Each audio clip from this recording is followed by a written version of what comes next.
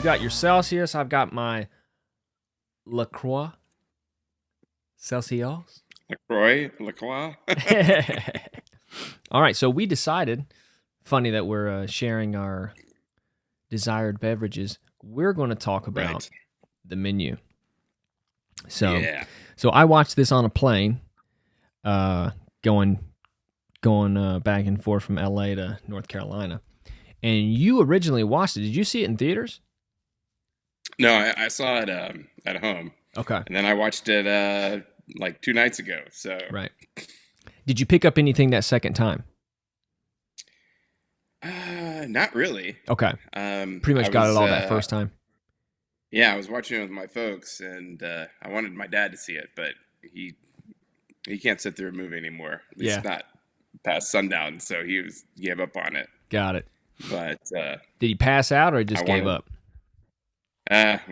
one of the others. But I think he said something like he didn't like the the what was it, the kid, I forget the character's name, but the foodie kid or the young guy. Tyler. Yeah, it's like, oh, that guy can't act out of his way out of a paper bag. And I'm like, what do you mean? He's like, he's playing an unlikable character. Of course you Right. don't like Yeah. him. He's pretty good in some other things. Well, he's been in some huge movies. He was in the Mad Max Fury Road, and he Yep. was in X-Men and some other stuff, I think, as well. Yeah, So phenomenal in really those movies. great cast. Yeah. I thought everybody was cast perfectly. Oh yeah. Some great roles, and the movie had a lot of some stereotypical tropes from horror movies. So this is you would say this is a horror movie, right? Yeah, you could say that. I mean, suspense. Well, It okay, is more on the suspenseful side. right. Because So if there's different subgenres of horror movies, I think. right. And so So it's think not about a Jaws. When we right, when we reviewed Jaws, I looked at the category that it was under in Amazon, and it was suspense and adventure. right. So But it does have those like horror movies, kill the monster. right, It's we're hunting the monster's hunting us. So absolutely. there's it's sometimes movies are hard to pin down to one specific genre Yeah. or element. Yeah. And the reason I really like this movie is that it does have a lot of stereotypical tropes of a horror movie, Mhm. but yet it's not trying to be super scary or super gory. But it is a fresh take on the form and actually using the form of a menu to describe the different stages the of the story, and then whenever and as it's going along, it has the text of what's being served down in the corner, and then there's a few supplemental courses Yeah. and things that pop up that are kind of funny, like oh, Tyler, that's the guy's name, the kid Yep. that is really into food. But can't cook, and then they say, Tyler's bullshit, Right. leeks and garlic sautéed with lamb, or whatever, something like that. Yeah. So there's a lot. I would characterize the movie as a dark comedy Yeah. I can see because that. it is, I think, really funny Mm. at its key, even though it has, murder and violence, and you're stuck in this building and you can't escape, Right. and the killer is exacting revenge for a perceived or many perceived insults and attacks or slights, Yeah. and that's I think it borrows a lot from or a good example to kind of compare it to would be like the movie Saw, where it's like you're stuck in Right.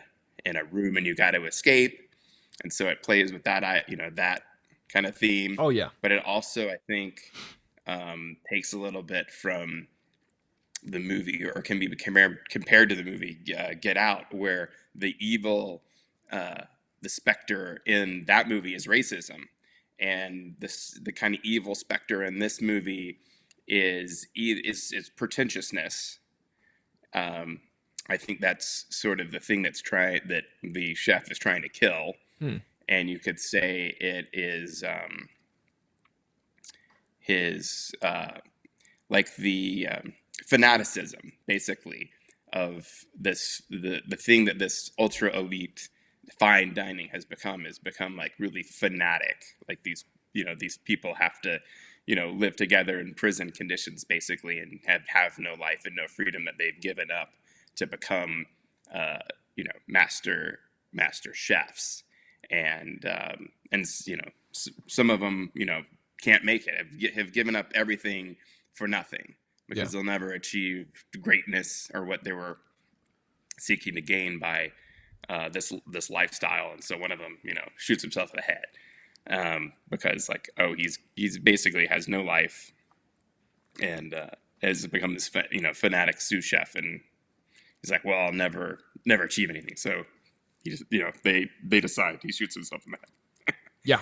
But back to the spoiler site. What are they saying about the movie? Well, we're gonna go through it. All right. So the film opens with Margot and Tyler waiting on a dock for a boat to take them to an island. Margot smokes a cigarette, and Tyler tells her not to because it will ruin her palate. She notes the boat's small, and he says they only have 12 guests. They make a profit by charging $1,250 a head. We meet some of the other guests. Lillian Bloom is a food critic who raved about Hawthorne, the restaurant they're headed to when it first opened. She is accompanied by her husband, Ted. I didn't realize that was her husband. $12,000. What's that? Wasn't it $12,000? It seemed like it would be $12,000 for this level of experience. It seems that way, right? You can spend that much per person on a normal fancy restaurant. This is like an ultra, Yeah, they might have had that wrong. Just kind of my take.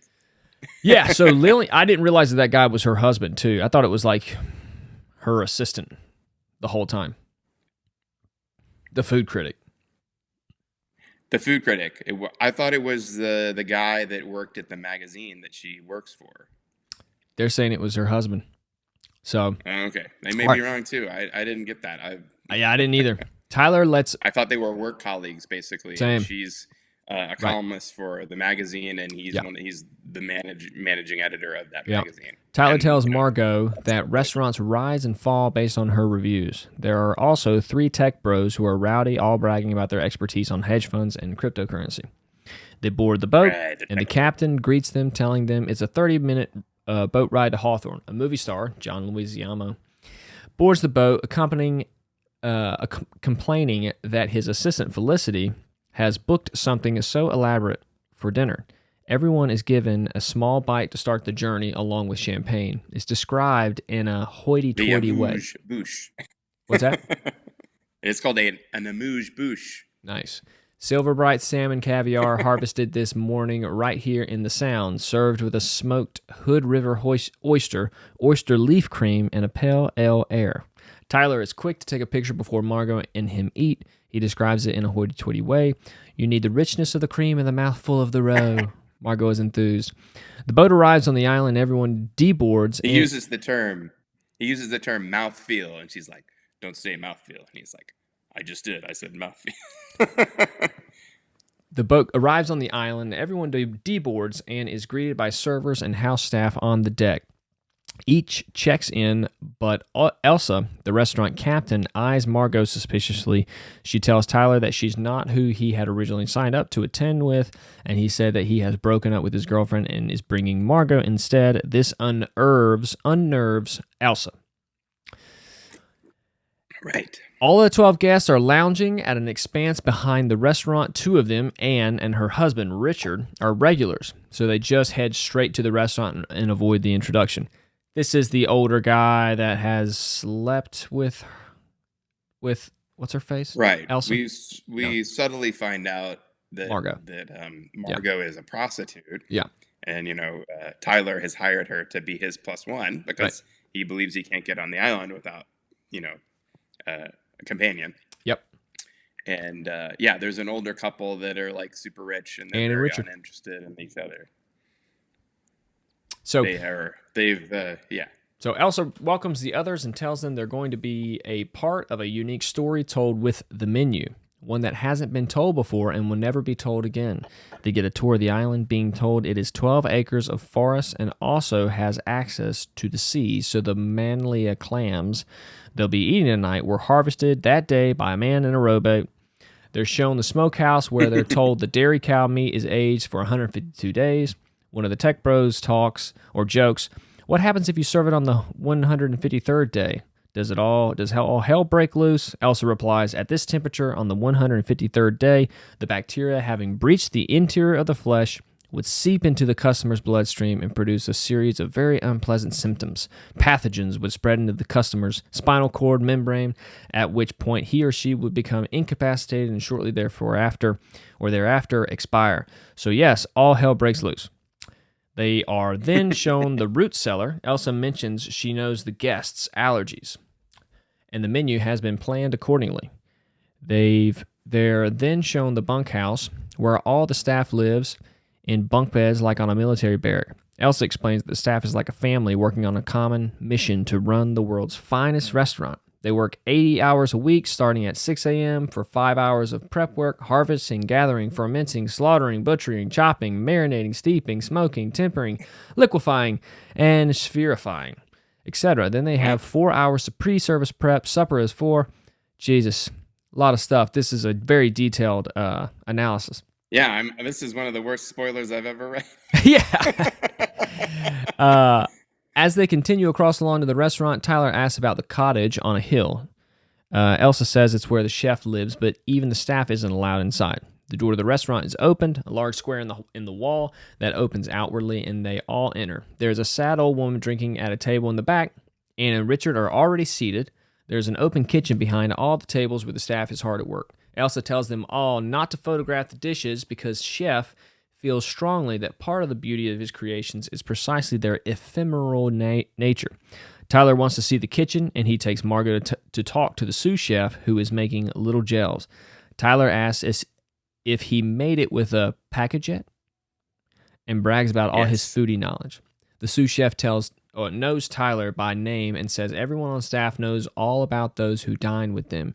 He takes his seat, and Margot points out that while the sous chef knows his name, Tyler never asked for his. Everyone is given a little wine to start out. Chef Slowick, I guess that's how you pronounce that? Yeah. Ralph Fiennes Slowick, appears in the kitchen. He's brooding and intense. He tastes the dish they're about to serve and approves. All the servers then begin to serve the amuse-bouche. Amuse-bouche?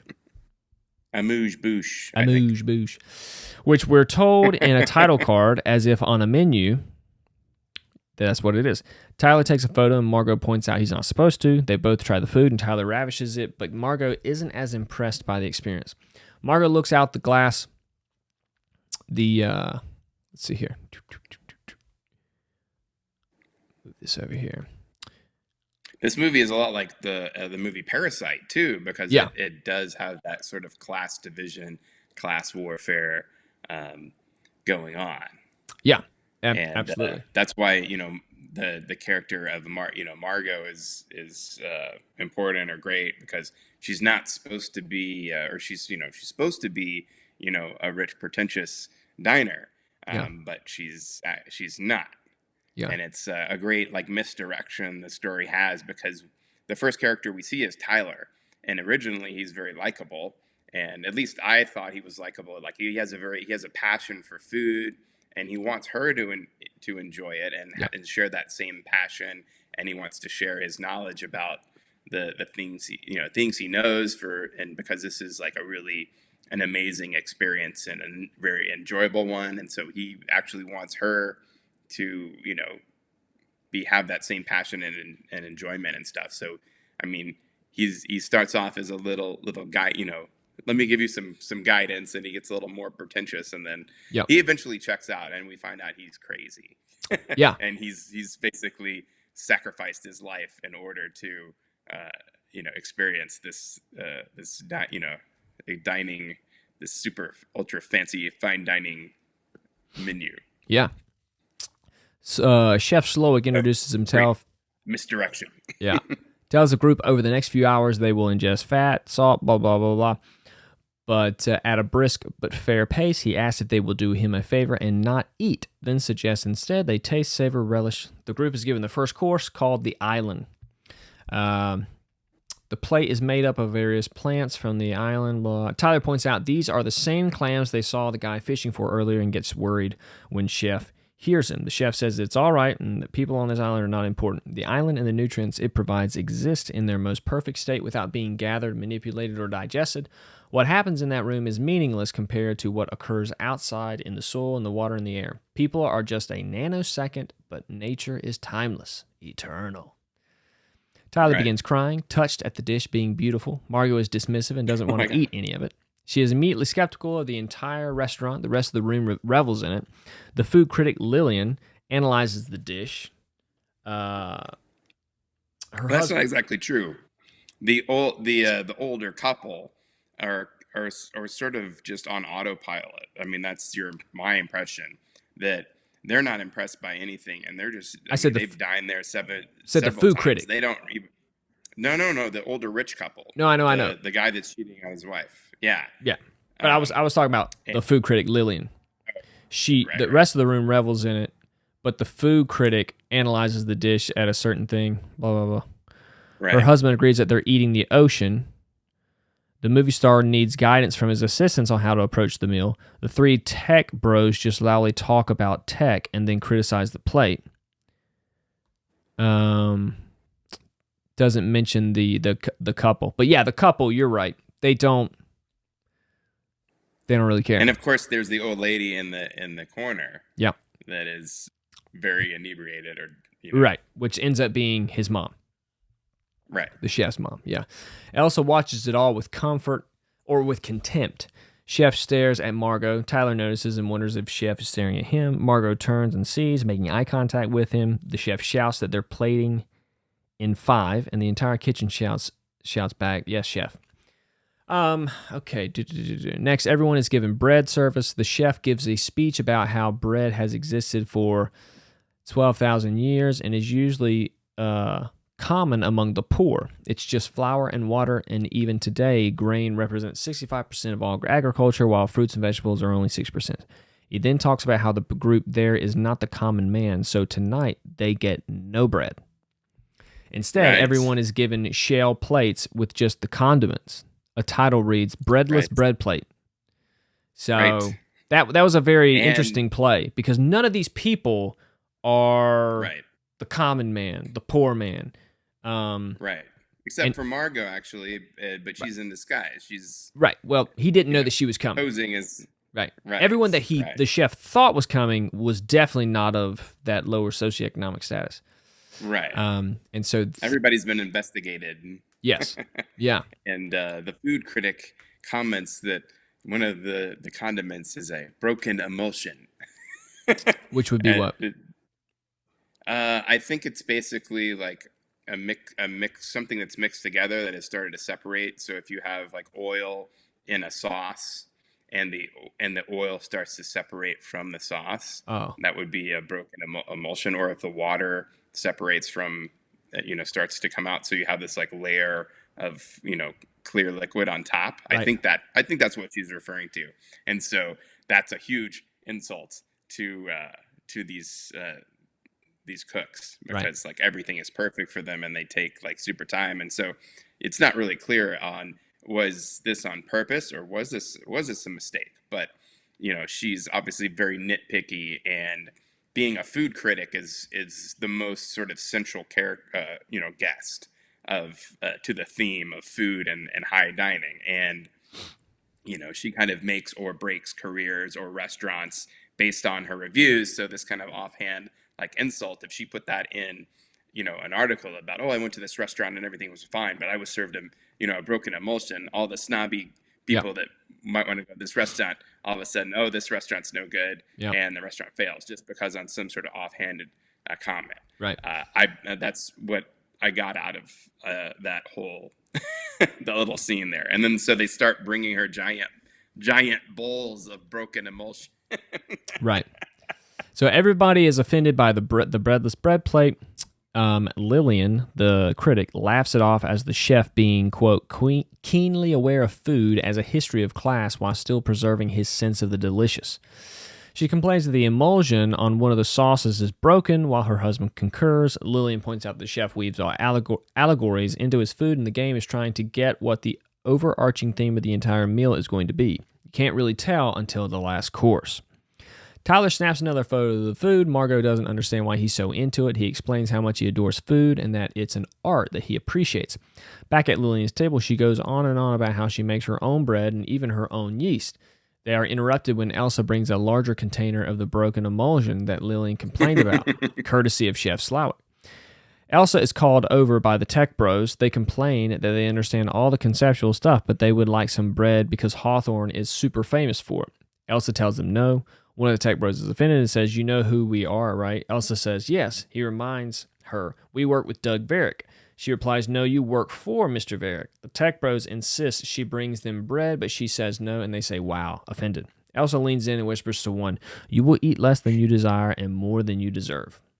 So obviously, everybody involved, the chef and all his minions, are really, really disgruntled with Right. You see animosity. a lot of animosity. There's a tension and a conflict between the kitchen and the diners start to emerge, Yep. and the classism as the overreaching, or the thing that is causing the conflict. Right. But the one thing I was thinking about was like, a chef at this level is making good money. I would assume so. Yes. So it's kind of like, well, how? But none of the sous chefs are. Like, the restaurant might be making money, but again, Right. the restaurant's owned by this benefactor. Right. Yeah. So, but you see what everybody in this situation has had to give up. They basically are living like, slaves, or at best boot camp soldiers. So the chef has his own house on an island. Yeah. But they're working like 24/7, basically. Right. So, that's a very high price to pay to make any money. It doesn't matter. At that point, it doesn't matter how much money you're making if you don't have a life. If you're basically, a slave to the job and don't have any time off, you can't spend money. Like, what good is money to you? Right. If you don't have any free time to do anything with it, Yeah. and all your relationships are destroyed and absent. Yeah, you have nothing. You have nothing, basically. I think that's worth pointing out, even though maybe the movie doesn't say that directly, but obviously I think that's the main motivation of the chef Slowick, is why he's so disgruntled, is like he's put everything into being a great chef, and really he has nothing to show for it, because the people, he doesn't enjoy the serving food, hasn't for a long time, and he hates the people that he's serving. So really he has nothing, and so that's why he wants to burn it all down, basically. Yeah. I saw this movie as like a him being very upset at the sacrifices that he made. So this movie it plays on human sacrifice. And I mean, not human sacrifice, but animal sacrifice, religious animal sacrifice, and Right. And his personal sacrifice, his sous chef's personal sacrifice. And he is upset that his sacrifice was not rewarded the proper way. Right. Especially when the sous chef, or at the end when he just literally burnt offering, like he creates Right. this whole, he burns everybody down as a burnt offering. You know what I mean? Right. Unbeknownst to them that's what they were signing up Right. for. Right. Like, it is I'm slowly going reveal that I'm going to kill happened. I'm going to kill Right. everyone and sacrifice you because of the life that I sacrificed to have what I thought I wanted, but yet not be happy with my reward. Right. And they don't really appreciate it, appreciate the food. I think the only person that appreciates the food is Tyler, who's really into it, but he is, his problem or his fault is that he knows so much about, has a passion for this, but we see when he's put in the kitchen, he can't cook at all, even though he is like absorbed all this information about fine dining. He can't do anything. So that really hammers home the separation between these people that have like all these expert skills and are serving the food, but they don't get to consume it or eat it or enjoy it. And so Tyler is that ultimate representation of someone who is like the perfect customer in a way, because he's really appreciative of it, but definitely to a fault, to where he's like, this has absorbed and taken over his whole personality, and everyone in the kitchen resents the fact that this whole world has taken over their whole, this fine dining is taking over the whole world and personality. So he's sort of like the mirror image of the people in the kitchen. And but then again, even though he appreciates all this stuff, he can't do it. And so that's the other kind of dichotomy or class warfare between like the servers and the takers. And so he's like the ultimate taker, right? When I was watching it, I understand what you're saying, but I feel like, and obviously because he's the villain, Slowick, the chef, he really, depends on yeah, I mean, he really just makes him feel completely incompetent and just worthless. And it was totally unnecessary, but that's what that character is trying to do to everybody, to make them feel like they're worthless compared to him and his sacrifice. To the point where again, Tyler is to the point where he even gives Tyler an opportunity to cook the food, and he just to show him that he's not him, just like he did to the sous chef, which we're going to get to. But he's basically trying to embarrass Tyler. Yeah. And embarrass Tyler to himself, so that he feels like Tyler feels like a failure and not worthy of any of this. And which is kind of the point of Slowick's point. He's like, none of the diners are worthy of this food or product or enjoyment. Right. And I think that's just that one way he shows Tyler specifically, like, you're not worthy. And Tyler makes Tyler's bullshit, which was a solid go-to. I think that if I was put in that situation, I would get some butter and some shallots and some garlic and throw some lamb in there. Like, that's probably the easiest thing to do that you're not going to screw up. Of course, he screws it up because you have to have like years of training to do it that perfect at that level. And the chef whispers something into his ear, and then we see later like Tyler has hung himself in the back room. Yeah. And we don't know what the chef whispered to him, but it's probably like, you're you're a complete failure. You should hang yourself. Yeah. Because you're not worthy. But it's probably also, I'm gonna flambe all these people later. You if you just hang yourself, you're getting off easy. Sure. Right. Yeah. Could have said that. So there is that. So he gets special treatment. Yeah, he does. But that's Slowick's whole thing is, I'm gonna make everybody here feel worthless to make myself feel better. Tyler does get I think Tyler gets a small reward for being the most passionate about food. Most of the other guests are disinterested. Yeah. In the meal. Yeah. And they don't have the knowledge or passion that Tyler does. So I think in a way he gets an easy way out. And so he does get a slight reward or a little special treatment, I guess, if you want to call it, which is kind of a macabre way of looking at it. Right. But I think that's kind of what's going on there. So Margot notices Richard, who is familiar to her, and points out to Richard that Margot looks like their daughter. That's the older couple. The chef comes over and asks Margot why she isn't eating. She says, "I guess I don't want to fill up early." The chef says, "That would not be possible. I've precisely designed the portions to account for that. Please eat. The menu makes sense only if you eat." Margot points out he told them not to eat. He tells her that's not what he meant, and she knows it. Margot tells him, "Thank you, but I'll eat what I want to eat when I want to eat." Everyone treats the chef with difference. This is shocking, but the chef half smiles and walks away. We see the old woman again having no food at her table. She simply has a glass of wine. The chef claps, and they are told they are going to have the next course called Memory.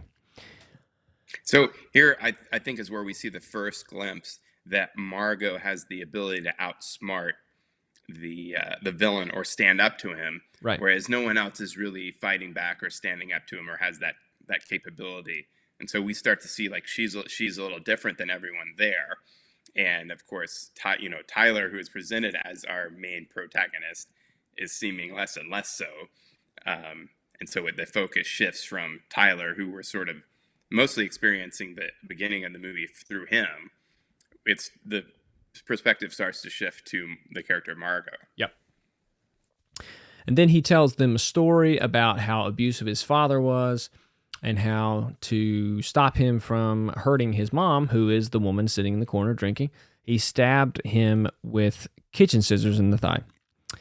He never spoke to him again. Then they serve chicken thighs with little scissors in them to help illustrate the story. Which and this is one of the reasons I really love this movie is because it's a little bit meta, because at this high level of fancy dining, the menu tells us, the story is all about the experience. And I think, Tyler or somebody in the probably Tyler is explaining to Margot, like, oh, well, the menu is cultivated and put together to tell a narrative story about something. And this is just how this particular, he says this is how this menu has been composed to tell a certain story and a theme, but we won't know what that story or theme is until the very end, which is also very true about this movie too. Yeah. So it is kind of a meta type thing going on, or a self-referential thing, because we don't really know what's going on until the end of the movie. Oh yeah. So I love little moments like that in movies that kind of get a little meta, Yeah. The tortillas all have images on them. Lillian notices hers have restaurants that were all closed after she gave them bad reviews. The tech bros sees documents that expose them for committing fraud. They call Elsa over. She responds, "These are tortillas deliciosas." The tech demand. Yeah, she explained the images. Yeah. Right. She goes into the perfect Mexican accent. Yeah. When she says tortillas and then goes back into her regular speaking voice, which is super funny, but also kind of pretentious in a way. It's like you don't need to, say enchiladas every time you say enchilada, as a non-Spanish speaking person. But she's being and it's funny. Part of the performance and the gag, Yeah. That you see a lot of, you go to fancier restaurants and they do that and they start over pronouncing stuff and trying to get the accent right when it's like that's not really how you would say that. Right. Yeah. And then I'm sorry. She says, "I'm sorry, but chef never reveals his secrets." Ha ha ha, being funny. Tech bro threatens to shut the restaurant down by morning, and Elsa tells him that it won't be necessary. The movie stars. Yeah, it won't be necessary. Yeah, the movie stars tortillas are all over are all the poster of a Goofy movie he did a long time ago, simply for the money. Anne sees pictures of the two and them, like one with a bandage on Richard's head after having a melanoma removed. In another one, there's a photo of Richard with a young female escort on a date. He convinces her it was photoshopped. At Tyler's table, the tortillas are pictures of him trying to snap photos of his meals in secret earlier that night. He is worried the chef is mad at him and wonders if he should apologize. Margot says, "They're the ones who should apologize. We're sending it back." She tries to wave over a server, but Tyler snaps at her, saying, "You don't send things back here. You thank them for even letting you in the door." He uses the tortilla to make a taco. Right, so this is where Tyler's really revealed as a psycho. Or yeah, a little obsessive. Not a good guy. Or he gets rude and offensive and all that. Margot is offended by him snapping his fingers at her and gets up to leave. She heads to a hallway where an elaborate silver door is. Before she can enter, Elsa appears and asks if she needs help. Margot says she's looking for the ladies' room and is pointed in that direction. Inside the ladies' room, the chef enters the bathroom and asks Margot what she's doing there. She says it's the ladies' room. He responds, "I mean, here on this island, you fool. You're not supposed to be here." Margot was a last-minute replacement, and he wants to know if she's one of them or one of us. He leaves, confusing Margot. When she returns to her table, Margot tells Tyler she wants to leave. He points out that they can't because they're on an island and the boat is gone. The tech bros complain about the tacos being made up of documents that would hold up in court. They discuss many plausible deniability or having plausible deniability, and they get turned in. If they get turned in, they're turning in Varric too, and he won't let that happen. For the fourth course, Two servers. Well, of course, them stealing these documents. The restaurant's connected to the tech Right. bros in some way. They were like, oh, they're not going to turn us in because they would be turning themselves in or losing. The restaurant would close because the financier would be in jail. Or Yeah, whatever. and the financier is Slowick's financier. Right. Mutual assured destruction, basically, is what they're counting. For the fourth course, two servers unroll a tarp across the middle of the floor. It's decorated with baskets and covered with sea fennel and edible flowers. Lillian and her husband marvel that it's like theater in the Japanese Minamarasuto style. Yikes. The chef goes to explain the next course, and a tech bro demands to know what is going on. Chef gestures to Elsa, and she punches the tech bro in the nose. The guests are shocked. This is the first actual violence they've encountered. The chef continues. I don't remember that part, actually. That's interesting. I don't remember her punching. I don't either. But it's one of the things in this movie that always like, okay, I get it. This is over the top because most people would have like fought their way out of this. You'd think. Right. The movie is a little bit campy at times. Yes. And you have to suspend your disbelief in order for things to work out the way they need to. Right. We can't have an exact adherence to like what people would do in a normal situation. And most horror movies are that way. It's exactly like, oh, I'm going to hide. The killer is after me. I'm going to go hide in the room full of chainsaws or whatever. I'm going to go in the dark basement. A lot of it's pretty par for the course as far as this kind of movie of people not having the best decision making or reacting to this situation and the way a normal person would. So we think. I mean, the chef continues. The chef continues, introducing the staff to his sous chef Jeremy, who created the next dish, the mess. Jeremy stands at attention beside him while the chef explains that Jeremy graduated from a culinary institute and wrote a heartfelt letter that he wanted to work at Hawthorne. That Jeremy is talented and very good, but he's not great and never will be. Quote, he desperately wants my job, my position, my prestige, my status, my talent. Isn't that right, Jeremy? Jeremy responds, yes, chef. Chef tells the group, Jeremy has forsaken everything to try to achieve that. He works 20 hours a day. He has no time for friends or family. His entire life is service and pressure to put out the best food in the world, pressure to please his chef, pressure to please the customers, pressure to please the critics, and even when all goes right and the food is perfect and the customers are happy and the critics are too, there is no way to avoid the mess. The mess you make of your life, of your body, of your health, of your sanity, by giving everything you have to pleasing people you will never know, people whom you increasingly care nothing about. Jeremy, do you like your life? This life that you dreamed about? Jeremy responds, no, chef. Chef asks, do you like my life? The life you envy? Crying, Jeremy says, no, chef. Chef tells the group, ladies and gentlemen, your fourth course, sous chef Jeremy's mess. Chef takes a step back. Jeremy removes a pistol through his waistband and blows his brains out. Puts the gun in his mouth, and they put up a glass or a plastic sheeting behind him, so the blood splatters on that. And this is the first instance that things are revealed as like being horribly wrong. That's just are we going to the second act basically, or this is a major transition in the story? Yeah. That all our suspicions have been revealed, and of course people are shocked. But then some people say, oh, this might be fake. That's a squib. This is all part of the experience. Some people, check or, go into deniability. This couldn't possibly have happened. Yep. This is all part of the performance. And so that means that they're not going to try to escape or object or anything. There's, we're in a realm where like anything can happen and we can just dismiss it as part of the experience. And not being like the gravity of the situation is sort of lost because it's like, oh, we're in fantasy land of super high fine dining and they can do anything and they're pushing the envelope. And I'm not sure if there's there's definitely some other movies that use this kind of element of the people kind of checking out or doing everything they can to. They don't want to accept the situation they're in. Right. So they're just kind of playing off certain things. It's like, there's no psycho out there going after us. You're just imagining things. Right. So the guy who played sous chef Jeremy, Mhm. Adam Ellarks. So Thank you for tuning into this episode of the Drew D. It was actually down to him and I for a role on Ballers. Oh wow. Yep. Cool.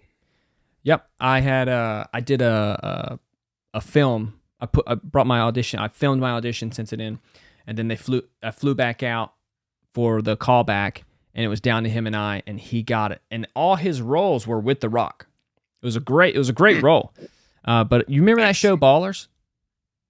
Yeah, with the Rock. It was like was it Sports Agents? Yeah, he was a sports agent. Yeah. Yeah, it was a Jerry Maguire Arliss type. Yeah, exactly. Cool. All right, so everyone begins screaming and panicking. Richard gets up to leave, and Elsa asks if anything is wrong. Richard tells her he's leaving. Elsa says there's no boat to leave on. Richard tells her, then I'll call a helicopter.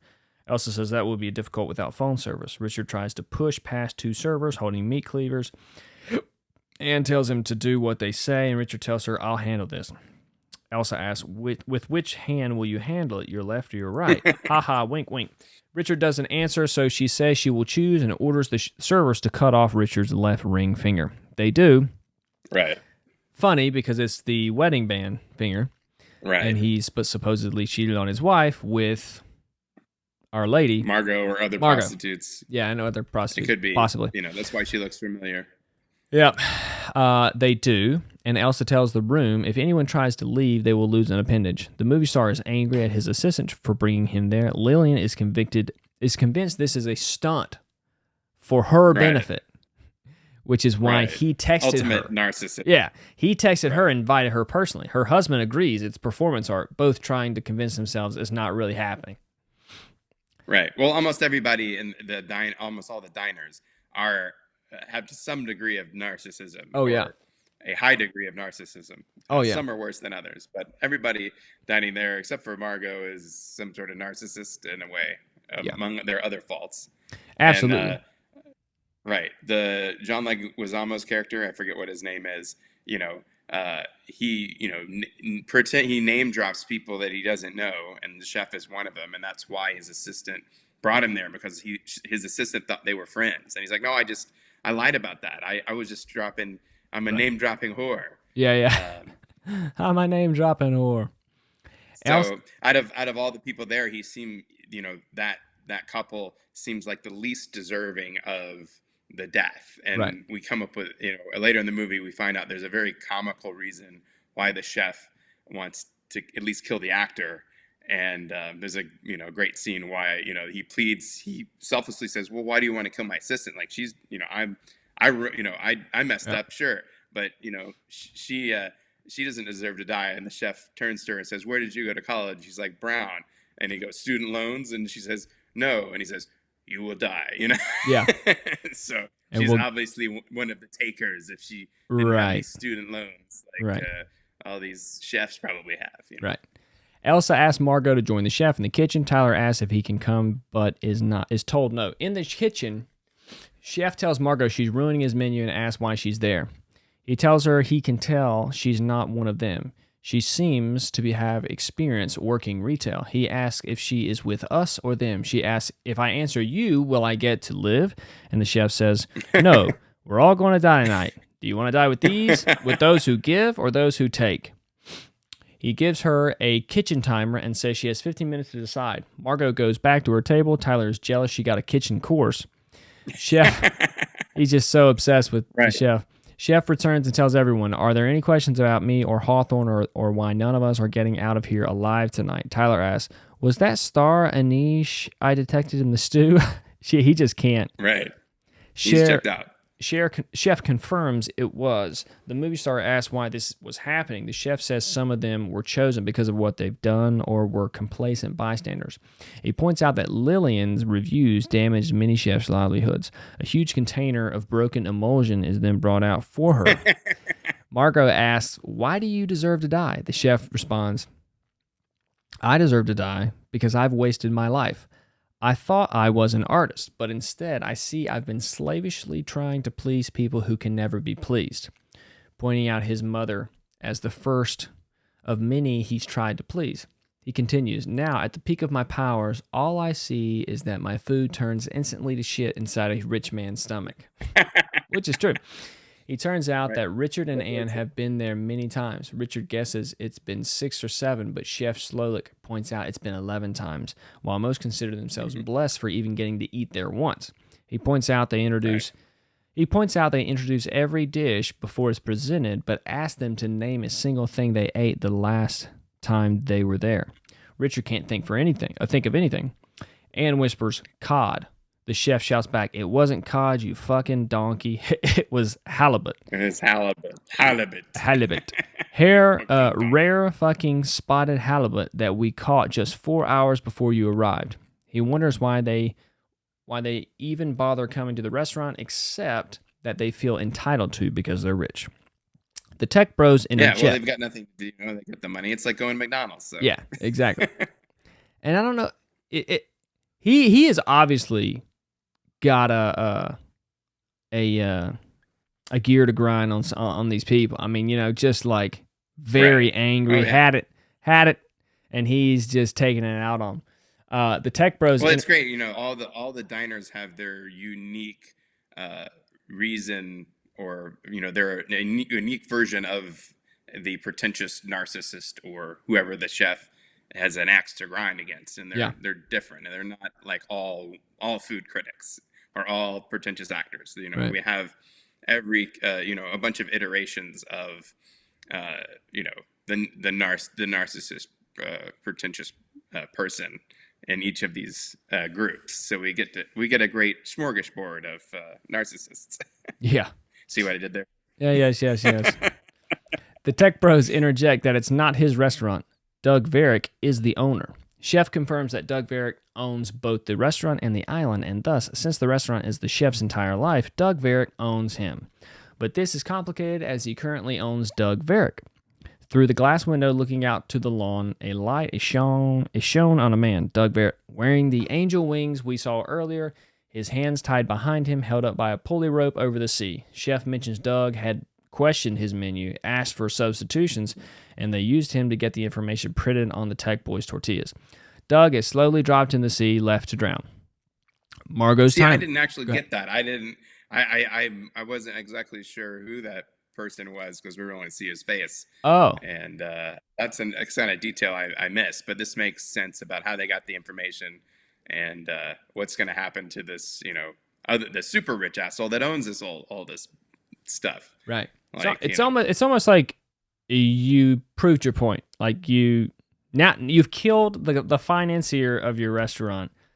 Why are you gonna kill all the other people? Like you know what I mean? Everyone has their unique role to play in the destruction of this guy's life, I guess, or added to his suffering or pointlessness. But it seems like the head of the snake or whatever is the Doug Varick to Slowick, right? To Slowick, it's like, because he just said, since the restaurant is the chef's entire life, Doug Varick owns him. Exactly. He's under that guy's complete control. Yeah, so it's almost like that's the most important person that he should kill, but he doesn't stop there. Right. And he just kills. He's basically like a slave because it doesn't matter if he's making money off of this, he can't spend it because he's stuck there. This island is like their prison, and it is like a prison camp. Right. So, yeah. We're seeing like how the extreme nature of this pinnacle of fine dining has gotten to. Right. And the fanaticism. Right. Yeah. Margot's timer goes off. She's brought back into Chef's office and asked if she made her decision. She reveals that she is an escort, and since Tyler needed a date, he hired her to accompany him. She also notes that she knows Richard, given he once hired her to dress up as his daughter while he jerked off and had her say things as if she was her, which is a little strange. The chef thinks she should be with the staff as they're the people who have been subjugated, forgotten, and starved. What were you saying? Well, that's actually a good detail because that sort of basically says that Richard, who was the old rich guy, probably was like a child molester, or at least had sexual fantasies towards his daughter. So we're just making this guy, adding a little detail that makes this guy more evil and more deserving of death. Right. Although his wife doesn't really seem, comparatively as deserving, but they're both, they're a married couple until death do us part, Yeah, exactly. So for a penny and for a pound, right? Yeah. Something like that. So that's when the chef decides that she should be with the staff. The group is brought outside for their next course. I don't know when the chef mentions the whore part. I was a whore once too, or I was a whore too. Remember? Well, they basically he says that like we're both. When he's talking to Margot, he's like we're both in the business of serving people, and he asked Margot, "Do you enjoy your job?" Is that later on? She says, it may be, but at some point he says like, do you enjoy your job or you take pleasure in serving people? And she's like, I did at the beginning. Yeah, it's got to be later on. And yeah, a little later on, but he says like the same thing. Like I did at the beginning, but I don't enjoy any. Yeah. Yeah, we'll get to that. So they have like they're bonding. They're showing that they have like similar situations. Yeah, I just didn't buy it when I saw it in the movie, like as a motivation. But we'll get to that once it comes up here. Chef tells me dealt with. Damn, where was I at? So they all go outside, and for this outdoor course. Oh, there we go. Yes. Okay. So the chef introduces them to the sous chef, Catherine, who will present the next dish. Catherine tells the crowd, 2 years ago, Chef Slowick tried to fuck me. I refused his advances. A week later, he tried again. Again, I refused. He didn't fire her, but instead kept her in the kitchen and refused to look her in the eye or speak directly to her for 8 months, during which time male cooks rose above me in the ranks. Catherine explains that she deserved to be treated not as an equal, but as a superior and is better than all the male sous chefs, and even Chef Slowick. But a woman chef doesn't challenge. She nourishes, and thus she's been groped, leered at, earned less, all to humiliate her. So she will show them what true humiliation looks like in the next course called humiliation. Catherine takes a small paring knife, and stabs it into Chef Slowick's thigh. They then hug. The knife pulled from his thigh. The knife is then pulled from his thigh. The group is told that the men will be hunted and given a 45-second head start to hide. Some take off running. Others follow shortly after. At 45 seconds, at 45 minutes, all the male servers run into the woods trying to find them. So, two things going on there, right? The other chef, Catherine, comes in and says all that stuff about her being better than all the male cooks. Well, how she was victimized in her particular mess that she's in, and right. What was the mess of her life? Yeah, right? What was strange to me was after creating this character, this Slowick guy, I don't see him allowing this to happen. You know what I mean? It is a very strange moment in the movie because we don't really get to know any of the other staff in that sort of way and know like their specific story, and they don't tell the story themselves. The guy who shot himself in the head, right. Slowick tells his story. So right. They're sort of, very one-dimensional automatons, robots. But then she sort of breaks out of that mold. Like all the staff is being very like robotic of like serving my function. Right. They're not allowed to show any sort of personality. Yeah. And so she starts to show like her true self, her personality, like not her work, but her persona of, the persona that, all the chefs and the staff always have to put on because it's a performance, especially at this level. Yeah. I was at a really nice restaurant the other week and I was listening to the waiter do his, spiel talking about the specials and how he's like an actor in this role because he always has to, he's saying the same thing over and over to different people, but as we have to explain the specials in a very enticing and emotional way and make it seem like this is almost intimate conversation between the server and diner. And so he's repeating everything with the same kind of emotional attachment to the let me tell you a special. It's great. it's got this and it's got that, and you'll really love this. And it's like the exact same thing every time when he goes around, because Yep. like all the tables are close, I can hear him. And it's a great performance, and it's really a testament to like these guys have to do the same thing, multiple times a night, every night, have the same exuberance for describing this dish to make so people want to order it. Oh yeah. And they can't ever be like, okay, well, the special is buttered halibut with they have to like put forth an effort in this description and do it the same way every time, but not make it sound like they're saying this is the 1,000th time that they've described the special. Well, when you work for tips, right, you put extra effort in. When I was a waiter, right. I had to do the same thing, man. It's like you're getting paid. When I was waiting tables, you would get paid less than minimum wage because you were getting tips. Right. I don't think they do that out here in LA at a lot of restaurants. I think everybody gets minimum wage plus whatever they make.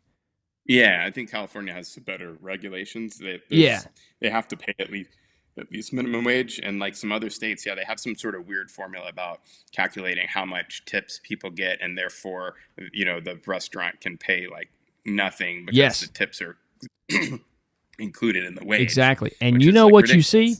You know what you see? Different service. You see different service. When someone is incentivized to create a better experience for that person so that they can literally make more money than $1 an hour, right? Right. They do it. That's like one of the biggest things I noticed coming out to LA was the service was so different. Yeah. With the waiters. Well, what I find, also interesting, especially like I come up to Oregon and I tip people on the golf course, like because the economies and the level of spending is different up in the middle of Oregon versus LA, like they're very gracious over receiving smaller tips than I would be giving in LA, or the same amount of tips I'm getting. They're like, oh, thank you very much, because I sense that a lot of people, since they're in a more rural area, their tipping culture isn't as much of a thing of like throwing your money around to get extra good service and showing off how rich you are is sort of a stereotypical LA thing to do. Right. So it seems like the people in Oregon are a lot more gracious for receiving tips. But the people in LA, it's like if you have that sense, like if you don't tip them at least 20%, they're going to be offended. Right. You see a lot of that, and not based on them deserving it, or based on them deserving it, but not actually doing any work for it. Well, the other thing that I always find interesting about the restaurant industry is because we're tipping a percentage of the meal, but essentially, if you go to a $20 entree restaurant versus a $50 or $100 restaurant, like sure, the waiters are better, the more expensive they are, and they're putting forth a little more effort to be nice, but it doesn't really seem fair that like they're basically doing the same job but getting paid way more for it, because the tips are always a percentage, so you're not like getting and I guess the idea is to be a better waiter so I can work at a more expensive place, therefore I get more for the same work. That is the goal. That's literally what you do. And you have to work at lower end restaurants so that you can build your resume to then apply to bigger restaurants. And then obviously knowing someone who works at that restaurant is the best way to get in. Right. So because really the biggest thing you have to offer is your personality. Yourself. And that doesn't show up on a resume. You have to have like a personal connection with someone that's going to vouch for him. Like this guy has the gift the magic gab. charm. Yeah, basically. charm. Your charm. You're existing on your charm. Yeah, you really are. I mean, and that's why a lot of actors will wait tables or bartend while they're, waiting, for auditions. Yeah, it's almost like a perfect thing to do. You're playing the role of a waiter, and that's good training for an actor. Yeah. Or you're at least using your acting skills or chops to earn some money as a waiter, but before you can, earn money as an actor. Oh yeah. A lot of service jobs you kind of gravitate towards as an actor, or sales jobs. That's a big thing too. Sales jobs. Well, I it's think personality as well.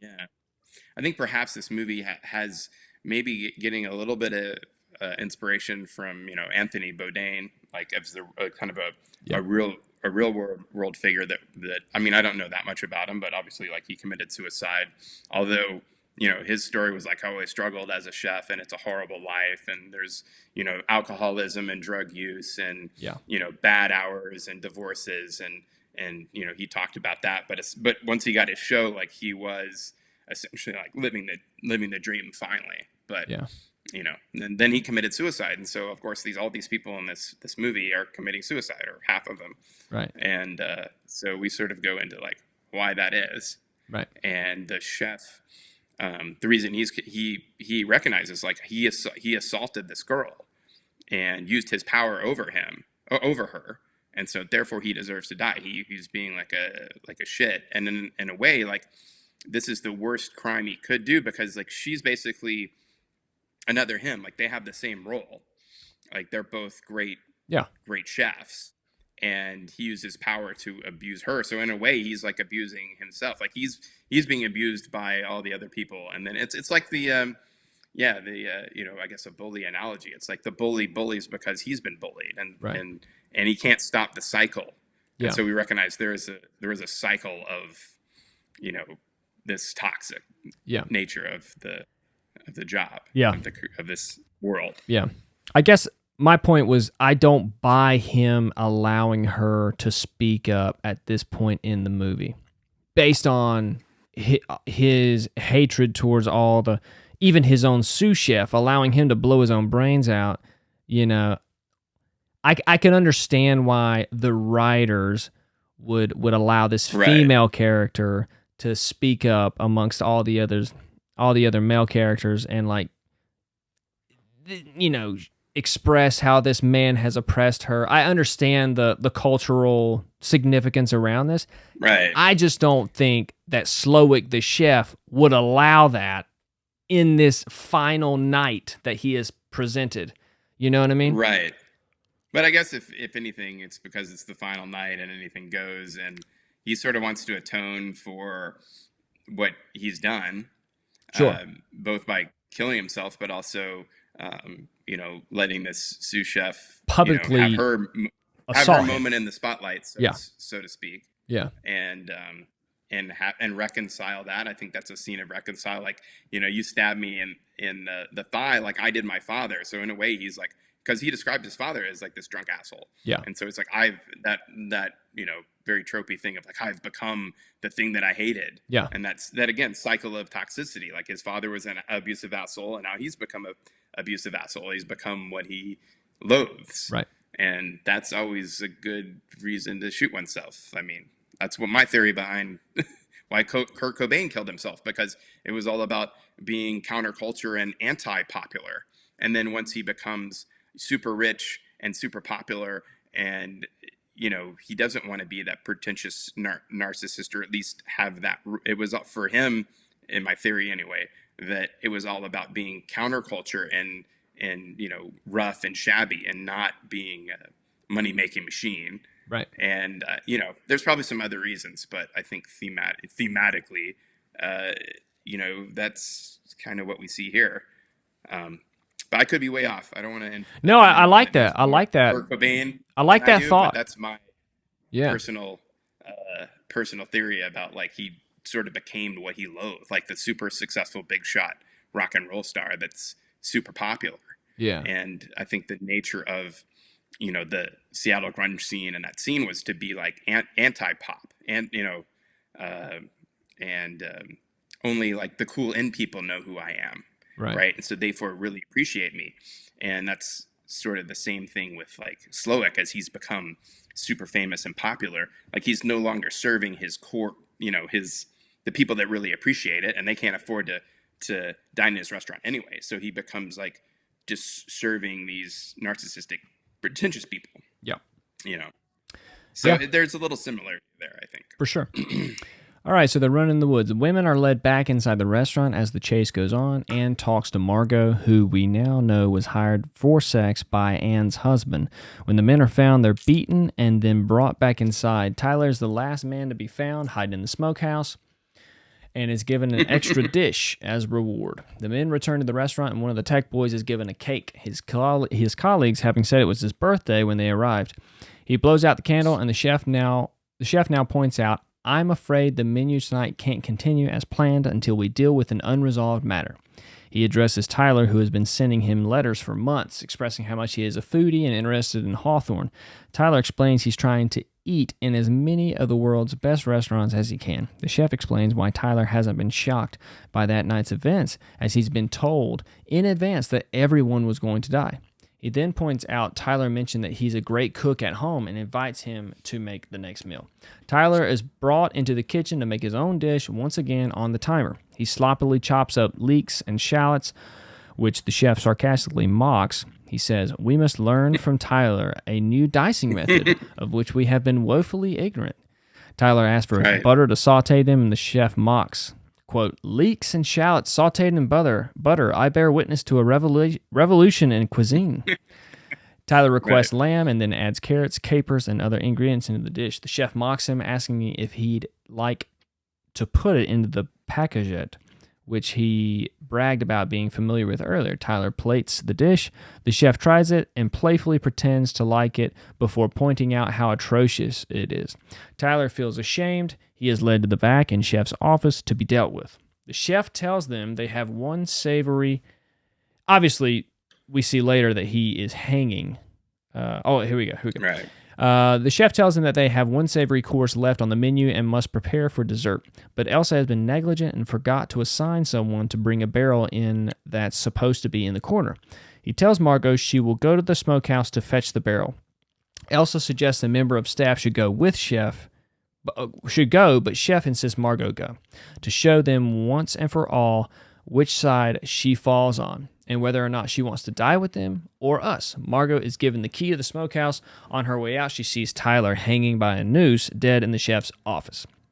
So obviously he told him something. I think they missed over the fact that, it is, the chef's talking to Tyler, and before he goes into the kitchen, that, Tyler wrote him all these letters, and the chef agreed to give him a seat at the table, but he would die. Like, he was told that they were going to, he knew the whole plot, and he didn't warn anyone, and he hired Margot knowing that she would die. Of course, she finds out about this and is rightfully pissed. Yeah. And we see the full fanaticism of Tyler, and he's, a psycho. Who would agree to that deal? Right. Exactly. Margot goes out in the lawn and makes her way into the smokehouse. She quickly finds the barrel, but first grabs a scaling knife off the wall. Through the window, she sees the chef's cottage. In the restaurant, the movie star asks why he was chosen given all the guests are being punished. The chef says he saw his movie on his one day off and didn't enjoy it. His assistant asks... Is it called like the Happy Chef or something? The Sunshine Chef. Yeah.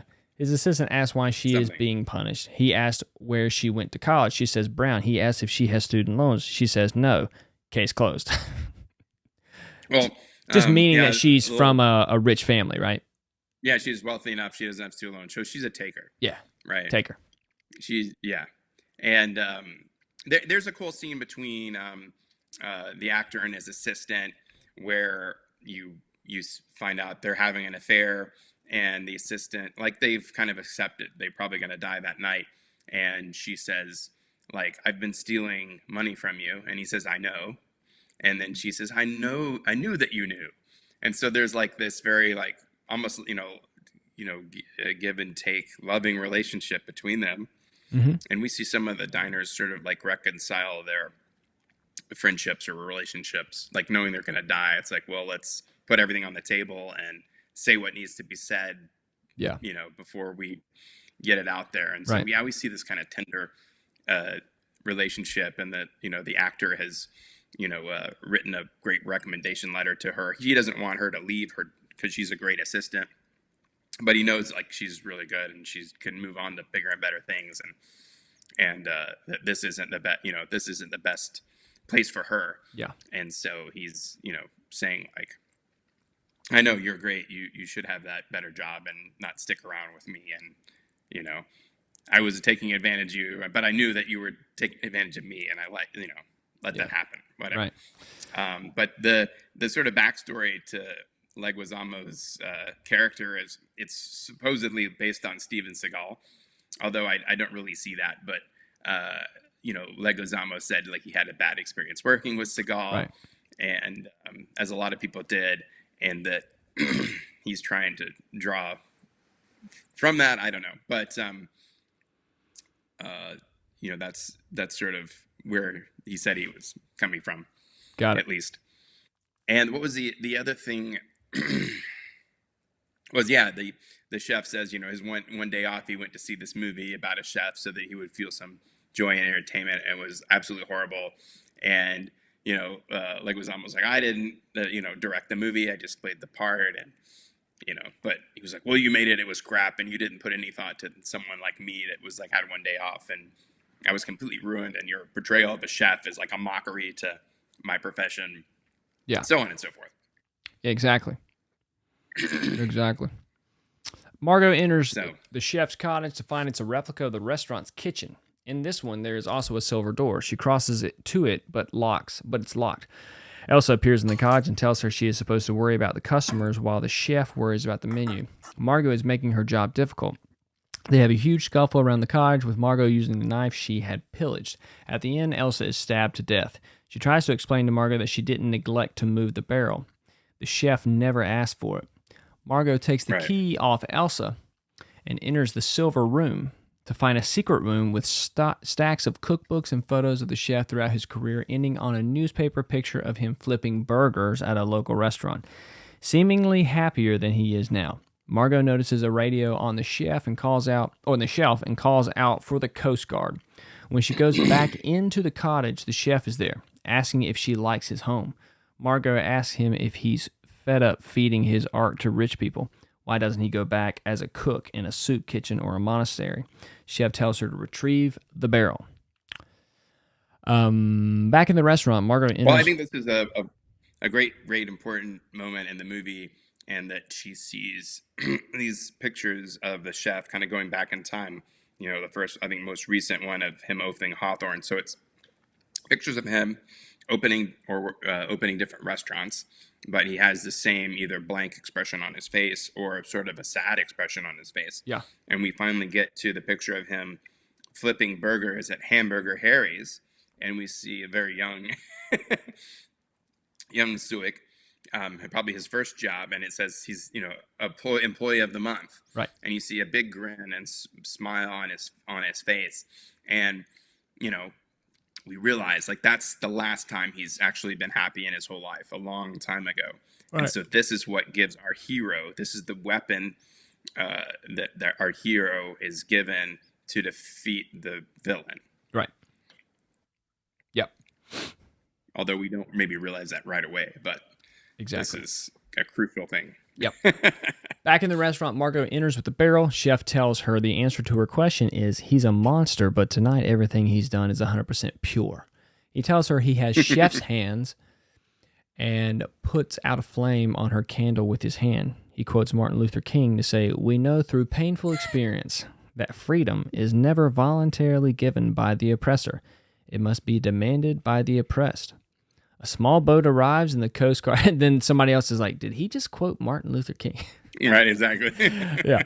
A small boat arrives, and the Coast Guard makes his way to the restaurant. The chef admires Margot for having found the radio and orders the dining room be cleared. The staff works to conceal all that's gone on that night and to clean everyone's faces to conceal injuries. Chef Slowick tells the group that the man cannot help them, so there's no worth taking the risk. It'll just result in the death of an innocent man. The Coast Guard tells the chef he's heard there was a disturbance. The chef denies this, and nobody in the room speaks up. The Coast Guard asks if anyone called in the distress signal on the shortwave, but Margot doesn't speak up. He then recognizes the movie star and says he's a fan. The chef asks if he'd like his autograph. The movie star is given a pen and paper, and he writes on it for the Coast Guard. The officer turns to exit and then turns back around, pointing his gun at the chef. The room starts begging for help. The Coast Guard points his gun, but then turns it to Margot. The actor had written something on it, hey, help us, or something like that, right? Like, help us, yeah. Yeah. The Something a stereotypical hero would do in a stereotypical movie, right? Yeah. The Coast Guard points his gun, but then turns it to Margot. More specifically, the candle on Margot's table, which the chef had put out. The gun is actually a lighter, and he uses it to light the extinguished candle. The chef reveals he's one of them, and then tells Margot he's decided she's now an eater, a taker, an animal like all the rest. The group is now told they're getting their final course. A chocolate is poured out on the floor. Margot shouts that she doesn't like the chef's food and she wants to send it back. The chef comes to her table and says, I'm very sorry. What about my food is not your liking? Margot says, you've taken the joy out of eating. Every dish we've had tonight has been some intellectual exercise rather than something you just want to sit and enjoy. She points out the food wasn't made with love. The chef is defensive and says love is the most important ingredient in all his food.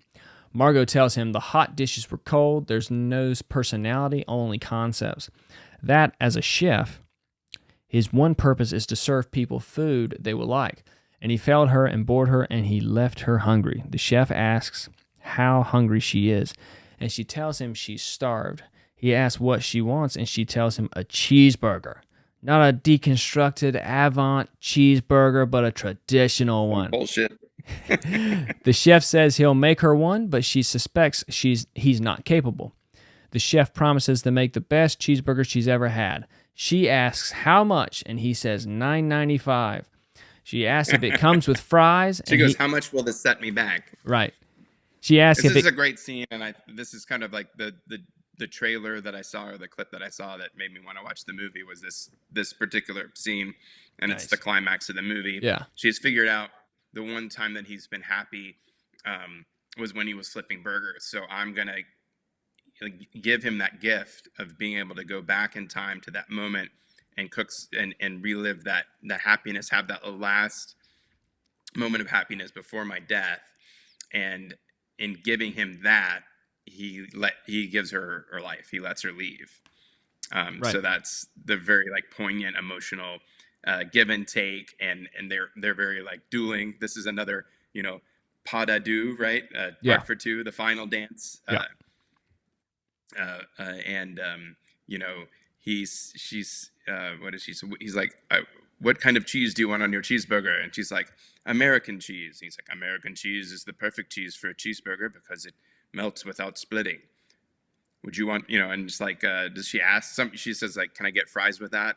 And she's, yes, you can get fries, crinkle cut or julienne. Yeah. So it's this very dual kind of give and take, great, conversation they're having.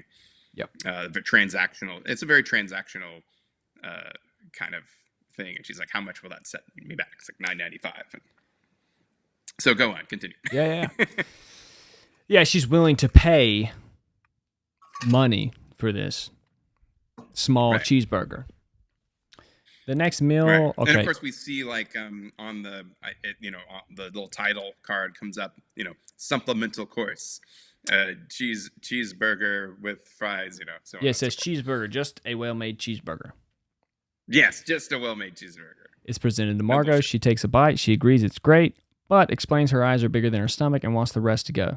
The chef arranges for her to get a to-go bag. He thanks Margot for dining at Hawthorne. She puts $10 on the table and heads out to leave. She's given a gift bag with that night's menu inside as a memento to remember the night. And Margot is free to go. She exits. So that's how she got out. Right. Know? And distinguished herself amongst the other takers.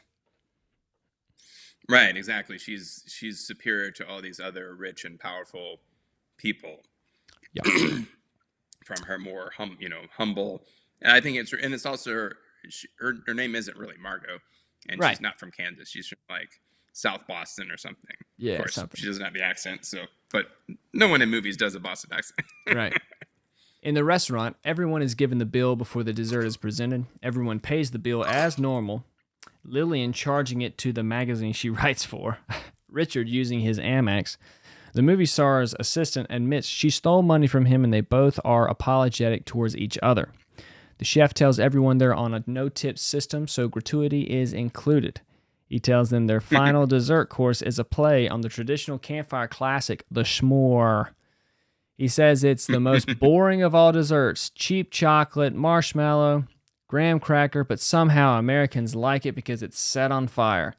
A coat made of marshmallows is placed on each. And he says, like, we associate it with childhood and happiness, and like the marshmallow, like he just gives this very, like, it's full of chemicals and it's created mechanically and so on and so forth. Yep. The floor is covered in chocolate sauce and graham cracker crumbs, and then the entire room is lit on fire.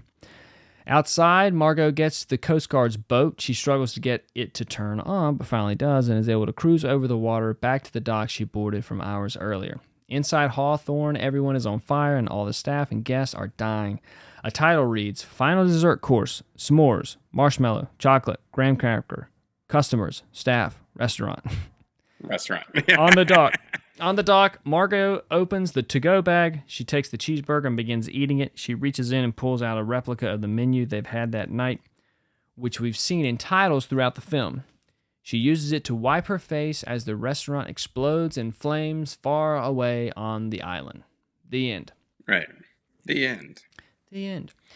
Yeah. I enjoyed the movie. I really liked the concept of his anger at the sacrifice that he made with his life, and and just being very upset at other people and taking that anger out on them.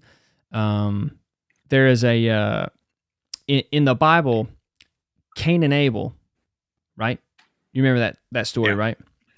So Cain and Abel present offerings, sacrifices to the Lord.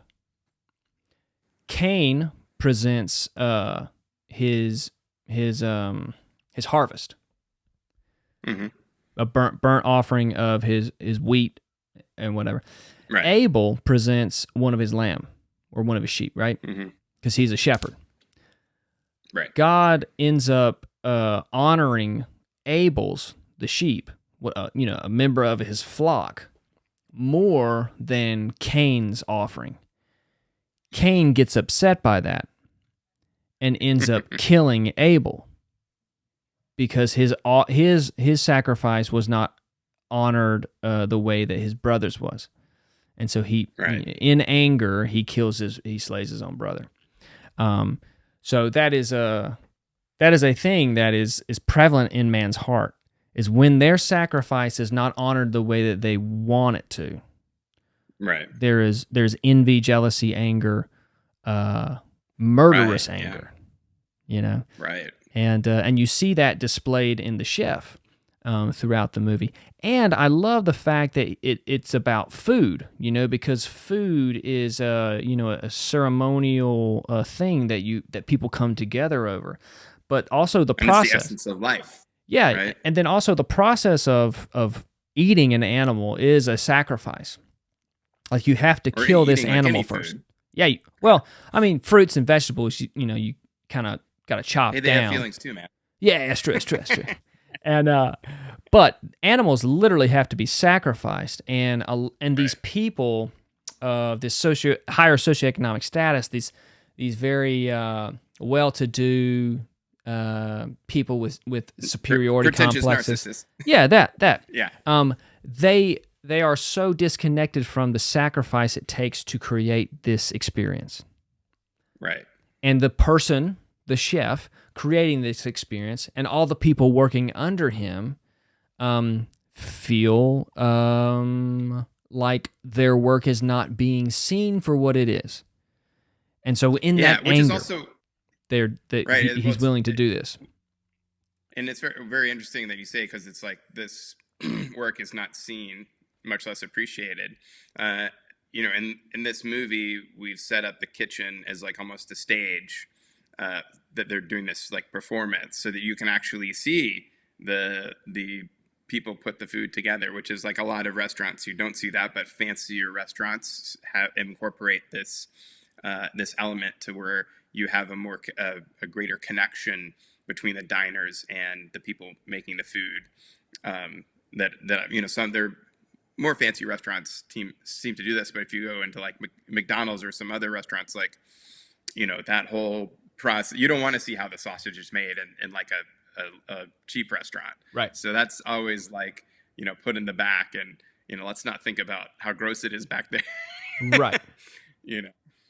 Exactly. And I think that's another good reason. It's like if you can see the kitchen, and a lot of restaurants will have like that the table that's in the kitchen, as like a special table if you want to like sit in the kitchen and eat, because it gives it a more like at home feel. Like when you eat it at home in your house, like usually like your dinner table or even your breakfast table is like in the kitchen or right close to it. Yeah. So you have more of a connection of where the food is prepared, and the food isn't just coming out of nowhere and you're eating it in a antiseptic environment, like a lot of restaurants. But and as far as like shooting the movie, this really helps because this is this restaurant is like a performance, and so it makes sense. We need to be able to see both the diners and the chefs in the same shot, right? For this movie to work. Oh yeah, it absolutely. helps out. Absolutely. Yeah, overall thoughts, man. I really liked Ralph Fiennes. Ralph Fiennes did really well. I was going to say that. He mentioned his background, I think, a couple times, and it was a different place. He said, growing up in Nebraska, I blah, blah, blah, blah, blah. And then he said, living in so-and-so, blah, blah, blah, blah, blah. So he mentioned 2 places. Did you catch that? I didn't quite catch that, but it's very plausible that someone might move around. Right, and that's kind of what it was presenting. Like, hey, the sacrifice is more than just the work. It's the moving, all kinds of places to do this type of work or something. Well, Ray Fiennes is one of the greatest living actors working today, and he definitely lends a lot of gravitas to the role and the movie of being in it, because there are a lot of movies that have this formula that are B movies, and he's I'm not sure if he's won an Oscar. He's been in Oscar-winning movies, certainly many Oscar-winning movies. But yeah, he lends that gravitas that and the intensity, and it's very well acted. And I mean, it kind of makes everyone else look comparatively worse, but. Yeah, that's a really great element, and the fact that he was willing to do this movie, because it's not an Oscar movie. It's sort of a campy horror suspense thriller, like almost a B movie. There's like several B movies that have this same, kind of context or design or concept of like you're locked in a mansion, and this guy. What was that movie where the guy, like, I haven't watched it all together, but he has a bunch of people around the table, and they have to like electrocute each other. You know that movie? No. Who's in it? Is it guy being like no one anything else? The only person I recognize is from Don't Laugh at Me, Star Trek Enterprise, and Star Trek Deep Space Nine. Of course, you wouldn't recognize him in the movie because he's not in alien makeup. Right. But basically, I think he gets everyone at the dinner table, and he's like, whoever survives the night is going to get a lot of money. But, it's probably everyone else is going to die. Yeah. And it's like it's like a contest. And then the first thing they do is like he hooks everybody up to like a machine, and they can choose to electrocute the person next to them or themselves, right? And so it's showing like how sort of selfish or selfless the person is. Are they willing to take the punishment itself or punish somebody else? Right. And then, of course, the next person gets a chance to do it to them, right? And so, of course, there's one person. Most of the people are electrocuting other people, and there's one person that chooses not to. They choose to electrocute themselves, and not the other person. And then that other person, they electrocute him again, so he gets a double shock. Right. I didn't watch the whole movie, but it's a great setup for this like psychopath of I'm doing a morality lesson, just like Saw. Like the morality play in that is. I am trying to get people to live life to their fullest and appreciate life, because they definitely don't. And it was only my near-death experience that allowed me to appreciate life to its fullest, and I want to give that gift to everyone. So just like in this movie, there is like this almost altruistic motivation to that the villain has, even though it's like super violent and evil. Right. There's some sort of morality play going on. I'm looking at this director, and he did a lot of TV. He started out in TV. He's done a lot of things, and he ended up, he directed 23 episodes of Entourage. And then he directed 16 episodes of Succession. And as a producer, he was executive producer of, or he was co-executive producer of Entourage, executive producer of Once Upon a Time, executive producer of Shameless, and executive producer of Succession. Interesting. Yeah, this guy's got a interesting career. The actress that plays, I think you said Elsa, the head waitress that says you will eat more than you deserve, or less than you deserve and more than you desire, or something, whatever. She was one of the main characters in The Watchmen. She plays this trillionaire. Oh, okay. That wants to capture Dr. Manhattan. So she plays a trillionaire. Yeah. That's a role. I would love to do research for that role and hang out with a trillionaire. Yeah. Is there one?